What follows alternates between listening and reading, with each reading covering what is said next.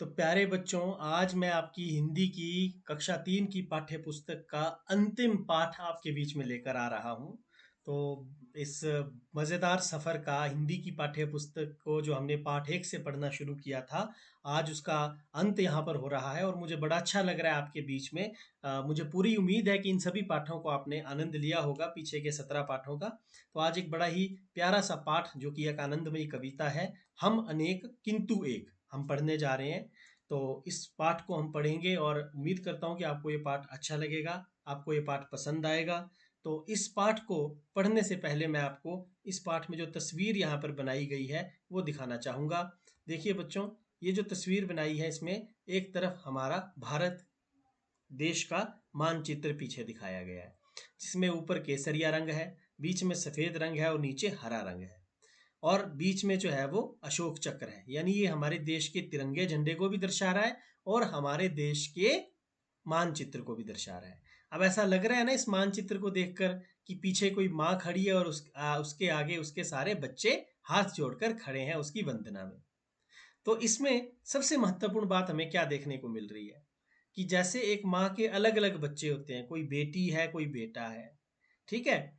यहाँ पर देखिए हर धर्म के लोग हैं, सिख भी हैं, ईसाई भी हैं, हिंदू भी हैं, पारसी भी हैं, जैन भी हैं, लड़कियां भी हैं, लड़के भी हैं, और हमारे बीच में ऐसे बच्चे भी हैं जो बच्चे बाकी बच्चों से थोड़े से विशेष हैं, ठीक है। जैसे ये बच्चा है, आप देख पा रहे हैं व्हील चेयर पर बैठा हुआ है, लेकिन ये सब अलग होते हुए भी क्या है, एक हैं। इसीलिए इस पाठ का भी नाम रखा गया है हम अनेक किंतु एक। और एक बड़ी ही प्यारी सी कविता, प्यारी सी कविता इस विषय पर द्वारिका प्रसाद माहेश्वरी जी ने लिखी है, और ये कविता जो है वो मैं आपको सुनाने जा रहा हूँ। तो आइए सबसे पहले आगे बढ़ते हैं, इस कविता को पढ़ते हैं, गुनगुनाते हैं, और उसके बाद इसके अर्थ को समझते हुए अभ्यास के प्रश्नों के साथ पाठ को समाप्ति की ओर लेकर के जाते हैं। तो सबसे पहले कविता है, हैं कई प्रदेश के किंतु एक देश के, हैं कई प्रदेश के किंतु एक देश के, विविध रूप रंग है भारत के अंग हैं, विविध रूप रंग है भारत के अंग हैं, भारतीय वेश एक हम अनेक किंतु एक, भारतीय वेश एक हम अनेक किंतु एक, बोलियां हजार हैं टोलियां हजार हैं, कंठ भी अनेक हैं राग भी अनेक हैं, किंतु गीत बोल एक हम अनेक किंतु एक, हम अनेक किंतु एक, एक मातृभूमि है एक पितृभूमि है, एक मातृभूमि है एक पितृभूमि है, एक भारतीय हम चल रहे मिला कदम, चल रहे मिला कदम, लक्ष्य के समक्ष एक हम अनेक किंतु एक, लक्ष्य के समक्ष एक हम अनेक किंतु एक। तो प्यारे बच्चों, बड़ी ही सुंदर सी ये कविता है जिसको अभी हमने पढ़ा। आइए अब इसका अर्थ समझते हैं। तो इसमें बोला गया है, जैसे हैं कई प्रदेश के किंतु एक देश के, यानी कि हम वैसे तो बहुत से प्रदेशों के हैं। जैसे भारत की बात करें तो इसमें जम्मू कश्मीर है, इसमें हिमाचल है, इसमें पंजाब है, हरियाणा है, दिल्ली है, चंडीगढ़ है, उत्तर प्रदेश है, मध्य प्रदेश है, गुजरात है, बहुत से राज्य हैं, केरल है, कर्नाटका है, गुजरात है, असम है, अरुणाचल प्रदेश है, बहुत से राज्य हैं। लेकिन इन सब राज्यों से होते हुए भी हमारा देश तो एक ही है कई प्रदेश के किंतु एक देश के, विविध रूप रंग है भारत के अंग हैं। देखिए कितना अलग अलग रूप है, देखिए पहनावा कितना अलग है, बिल्कुल अलग, देखने में भी अलग, लेकिन भारत के अंग हैं। भारतीय वेश एक हम अनेक किंतु एक, भारतीय वेश एक हम अनेक किंतु एक। फिर से वही बात, भारत के वेश बहुत से हैं, कोई कुर्ता पजामा पहनता है, कोई साड़ी पहनता है, कोई सिर पे पगड़ी लगाता है, धोती लगाता है, कोई जो है वो आप देख सकते हैं कि कुर्ता पजामा कमीज कोट पैंट पहनता है, लेकिन सब भारतीय एक हैं। बोलियां हजारे हैं टोलियां हजारे हैं, हमारी बोलियां भी बहुत हैं, हजार बोलियों का मतलब ये नहीं कि गिन के हजार है, बहुत सारी हैं, बहुत सारी हैं। और टोलियां भी बहुत सारी हैं हमारी, क्योंकि बहुत बड़ा देश है। तो थोड़ी टोलियां कैसे होंगी, जितना बड़ा देश उतनी ज्यादा टोलियां। कंठ भी अनेक हैं, राग भी अनेक हैं। अब देखिए मैं गा रहा हूं ना इस कविता को, तो प्यारे बच्चों इस कविता को आपके गुरुजी भी गाएंगे, आप भी गाएंगे, आपके मम्मी पापा भी गा सकते हैं। तो जितने लोग गाएंगे सब अलग तरह से गाएंगे, सबका कंठ अलग है और सबके राग अलग हैं, लेकिन फिर भी किंतु गीत बोल एक हैं, हम अनेक किंतु एक हैं। इस कविता को भले ही आप मुझसे अच्छा गा लें, या हो सकता है मैं आपसे अच्छा गा लूं, लेकिन इस कविता के गीत बोल तो एक ही रहेंगे। हम अनेक भले हों पर एक ही रहेंगे। अब इसके बाद देखिए, एक मातृभूमि है, एक पितृभूमि है। मातृभूमि यानी हमारी वो भूमि जिसने हमें जन्म दिया, पितृभूमि जहाँ हमारे पूर्वज रहे हैं, हमारे पिताजी रहे हैं। तो एक ही है, हमारी माँ हमारे पिता दोनों इस भारत भूमि में ही तो जन्मे हैं, इस भूमि में ही तो पले बड़े हैं। अब एक भारतीय हम चल रहे मिला कदम, हम सब भारतीय एक हैं और कदम मिला करके आगे चल रहे हैं। लक्ष्य के समक्ष एक, हम अनेक किंतु एक। हमारा लक्ष्य एक है, इस भारत को विकसित देश बनाना है, इस भारत को दुनिया का सबसे खूबसूरत देश बनाना है, सबसे प्रिय, सबसे शांतिपूर्वक, सबसे शक्तिशाली, सबसे ऊर्जावान देश बनाना है। तो इस लक्ष्य के लिए भले ही हम कितने भी अलग हों, लेकिन हमारा प्रयास एक है। द्वारिका प्रसाद माहेश्वरी जी द्वारा लिखी ये बेहतरीन कविता अभी हमने पढ़ी, इसको समझा। अब बातचीत पर अब आगे बढ़ते हैं। तो सबसे पहले आपने बताना है आप किस देश में रहते हैं। तो मुझे नहीं लगता आपको पता नहीं होगा, इससे पहले हम आप ही की इस पुस्तक में एक कविता पढ़ चुके हैं जिसका नाम था भारत, और वही हमारे देश का नाम है।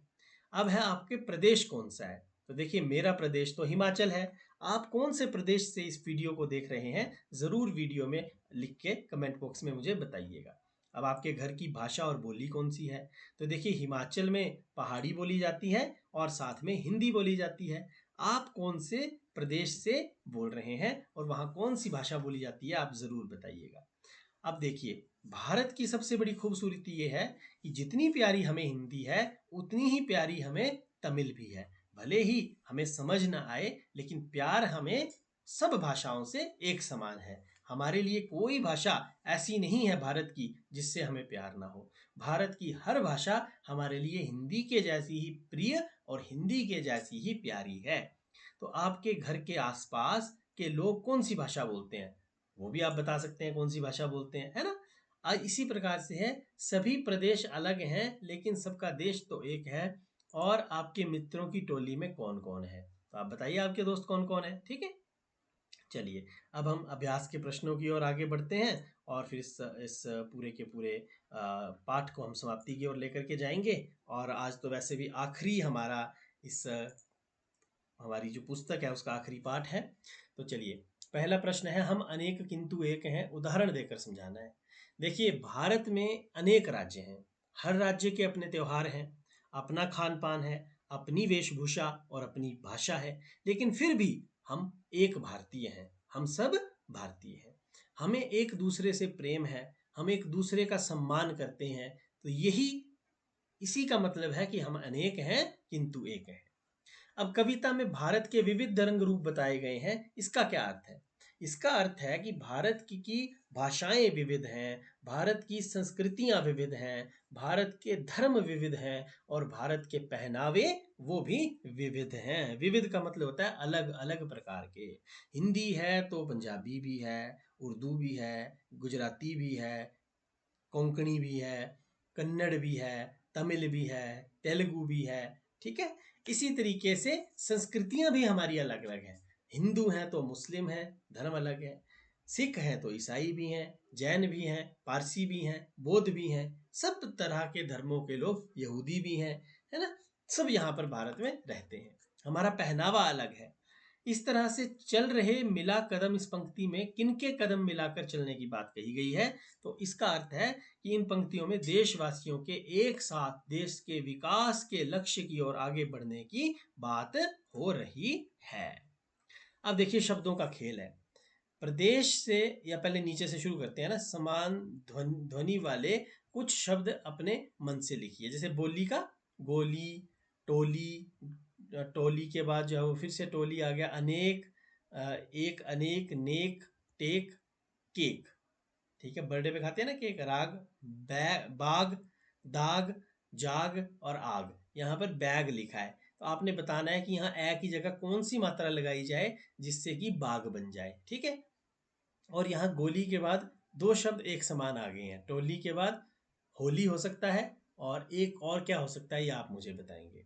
अब कविता के माध्यम से समान ध्वनि वाले शब्दों को छांटना है। जैसे प्रदेश है तो देश है और वेश है। उसके बाद रंग है तो भंग है और अंग है। हम है तो कदम है और गम है। बोलियां, टोलियां, झोलियां। ठीक है, अब आगे है, देखिए भूमि शब्द जोड़कर नए शब्द बनाने हैं। जैसे रण भूमि, क्या हो गया, रणभूमि। अब यहाँ मैं पहले दो शब्द और जोड़ लेता हूँ, कर्म और धर्म। ठीक है, बीच में खाली थे ना। अब देखिए रणभूमि, रणभूमि, कर्म भूमि, पितृ भूमि, धर्म भूमि, मातृभूमि। ठीक है, ये इस तरफ सारे आ गए। अब है कविता की पंक्तियों को पूरा करना है। जैसे है कई प्रदेश के किंतु एक देश के, विविध रूप रंग हैं भारत के अंग हैं, भारतीय वेश एक हम अनेक किंतु एक, बोलियां हजारे हैं टोलियां हजारे हैं, कंठ भी अनेक हैं राग भी अनेक हैं, किंतु गीत बोल एक हैं। हम अनेक किंतु एक, हम अनेक किंतु एक मातृभूमि है, एक पितृभूमि है, एक भारतीय हम चल रहे मिला कदम, लक्ष्य के समक्ष एक, हम अनेक किंतु एक, हम अनेक किंतु एक। आगे देखिए सही अर्थ की जोड़ी बनाकर लिखनी है। जैसे कंठ है तो कंठ को गला कहते हैं, तो यहाँ जोड़ी लगानी है। पहनावा है तो पहनावा जो है वो वेशभूषा को कहते हैं, तो यहाँ जोड़ी लगा दी। विविध है तो विविध होता है कई प्रकार के, मैंने बताया था ना अभी पीछे भी, तो विविध मतलब कई प्रकार के। समक्ष मतलब सामने। तो इस तरह से ये जोड़ियां बन गई। ये देखिए, ये ये ये जोड़ियां बन गई। चलिए, अब आपने सही वाले पर ही टिक लगाना है। जैसे भारतीय वेश एक का अर्थ क्या है, कि सभी भारतीयों का एक ही पहनावा है, या भारत में अनेक प्रकार की वेशभूषा है लेकिन सभी भारतीय एक हैं। तो यही होगा दूसरा वाला, क्योंकि हम सब एक हैं, है ना। नहीं, इसमें है कि सभी भारतीयों का पहनावा एक है लेकिन फिर भी हम सब एक हैं। ठीक है, तो वेशभूषा जो है वो भारतीयों की क्या है, पहनावा जो है वो एक ही है। इसके बाद है बोलियां हजार हैं में हजार का क्या मतलब है। बहुत सारी बोलियां हैं या हजार बोलियां हैं, तो इसका सही उत्तर होगा बहुत सारी बोलियां हैं। अब देखिए, मेरा नाम अथोईबी है, मैं मणिपुर में रहती हूँ, मुझे खाने में अरोबा बहुत पसंद है। ये पढ़ लिया आपने। अब यहाँ एक प्रश्न है, मणिपुर की अथोईबी को खाने में क्या पसंद है। तो क्या बताया था इसने, एरोम्बा, एरोम्बा। ठीक है, ये होता है एरोम्बा। देखो कितना अलग नाम है ना, सुनने में अलग लग रहा है लेकिन खाने में तो बहुत स्वादिष्ट होगा ये। आगे है देखिए, महाराष्ट्र की बात कर लेते हैं अब। ठीक है, तो महाराष्ट्र की पूर्वा कौन सी बोली बोलती है। तो यहाँ देखो लिखा हुआ है ना, मेरा नाम पूर्वा है, मैं महाराष्ट्र की रहने वाली हूँ, मैं मराठी भाषा बोलती हूँ। तो कौन सी भाषा बोलती हैं, मराठी। इसी तरीके से तमिलनाडु के वेंकट को खाने में क्या पसंद है। तो देखिए ये बोल रहे हैं, बच्चा बोल रहा है मेरा नाम वेंकट है, मैं तमिलनाडु का रहने वाला हूँ, मैं तमिल भाषा बोलता हूँ और मुझे इडली सांभर पसंद है। ये इडली आ गई और ये सांभर आ गया। ठीक है, तो देखिए इडली सांभर हो गया। अब गुजरात की हंसा को क्या पसंद है। ठीक है, कौन सा नृत्य पसंद है। तो मेरा नाम हंसा है, गुजरात की हूँ मैं, और मुझे गरबा डांडिया खेलना बहुत पसंद है, मुझे खाने में ढोकला खांडवी पसंद है। तो गरबा डांडिया। अब दो बच्चे और हैं, पंजाब से हैं, मेरा नाम गुरप्रीत है, गुरप्रीत है, मैं अमृतसर का रहने वाला हूँ, मैं बोल नहीं सकता, मैं संकेत भाषा में बात करता हूँ, खाने में मुझे मक्के की रोटी पसंद है और सरसों का साग पसंद है। भाई वाह क्या बात है। मैं यास्मीन हूँ, मैं लक्षद्वीप की रहने वाली हूँ, मुझे कदल का मिठाई बहुत पसंद है। कौन सी मिठाई, कदल का।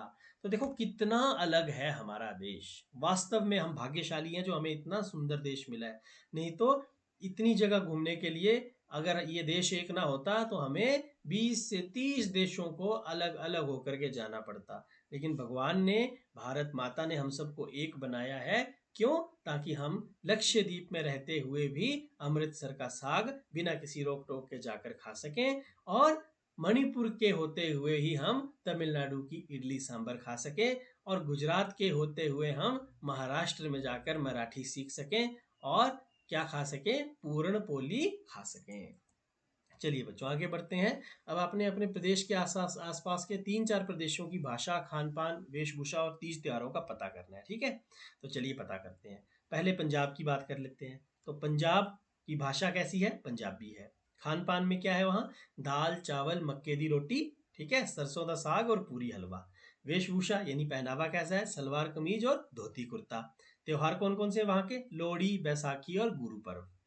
अब हरियाणा की बात करते हैं। तो हरियाणा में भाषा हरियाणवी हो गई हिंदी के साथ साथ, और खान पान में दाल चावल, गेहूं की चपाती, साग रोटी और राजमा हो गया। वेशभूषा यानी पहनावा वहाँ की सलवार कमीज धोती कुर्ता। और त्योहार वहाँ का कौन सा प्रसिद्ध है? लोहड़ी, वैसाखी, होली और दिवाली। उत्तराखंड की बात करें तो वहाँ हिंदी, पहाड़ी, कुमाऊनी और गढ़वाली बोली जाती है।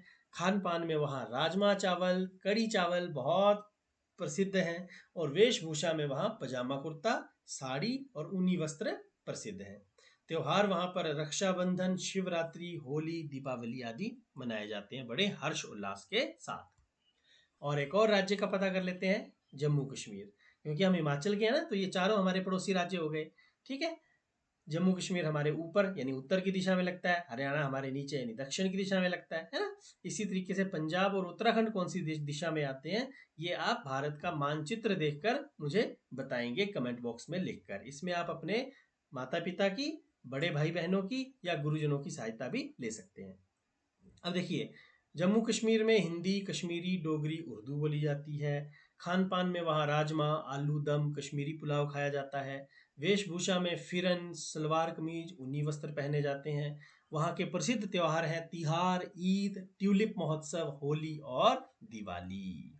तो आपने एक चीज़ देखी होगी, कुछ त्योहार ऐसे हैं जो पूरे भारत के हैं, जैसे लोहड़ी, बैसाखी, है ना, होली, दिवाली, ठीक है, ईद, शिवरात्रि, रक्षाबंधन। तो एक बहुत बहुत से ऐसे हमारे देश में त्योहार हैं जो पूरे देश भर में मनाए जाते हैं। तो इसी के साथ प्यारे बच्चों, हमारा आज का ये पाठ और आपकी हिंदी की पूरी पाठ्य पुस्तक एक साथ यहाँ समाप्त होती है। अब मैं उम्मीद करता हूँ कि आप अच्छे से इन वीडियोस को देखेंगे और इन पाठों को समझेंगे। यदि आपकी कोई क्वेरी है तो आप ज़रूर मुझे बताएं, और आपके साथ फिर कभी किसी और विषय के किसी पाठ के साथ मुलाकात होगी। तब तक के लिए नमस्कार, धन्यवाद, जय हिंद।